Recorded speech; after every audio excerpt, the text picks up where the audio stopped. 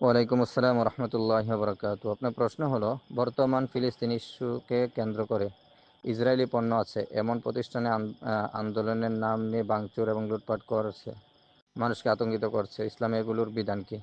আলহামদুলিল্লাহ, ওয়াসসালাতু ওয়াসসালামু আলা রাসূলিল্লাহি ওয়া বা'দ।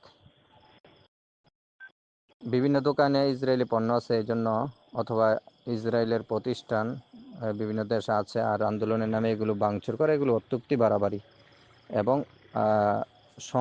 মানুষের সম্পদ নষ্ট করলে যে পাপ, এগুলোর পাপে সে পাপিষ্ট হবে, পাপী হবে, এতে কোনো সন্দেহ নেই।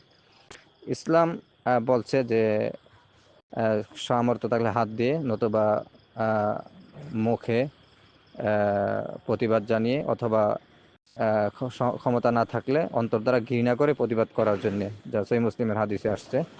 সুতরাং হাতের কাজ হলো এটা রাজা বাদশাহ বা তারা যদি প্রতিহতের ডাক দেয় তাহলে সবাই ঝাঁপিয়ে পড়বে।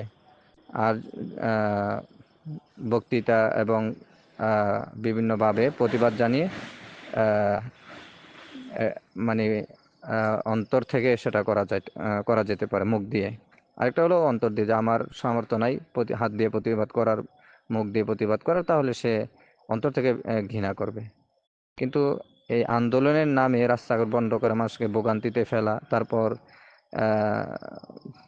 যেই দেশের বিরুদ্ধে আন্দোলন করছে বা মিটিং মিছিল করছে, সেই দেশের বিভিন্ন পণ্য যাদের দোকানে আছে সেগুলো ভেঙে ফেলা, দোকানপাট নষ্ট করা, মাল সামানা নষ্ট করা, এগুলো হারাম। এগুলো হারাম, এতে কোনো সন্দেহ নেই।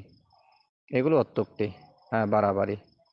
যেহেতু সরকার, গভর্নমেন্ট তাদেরকে ফ্যাক্টরি করার বা মাল বাংলাদেশে সাপ্লাই করার পারমিশন দিয়েছেন, সুতরাং তারা ওইভাবেই দেশের সরকারের সাথে চুক্তিবদ্ধ হয়ে ব্যবসা করছে।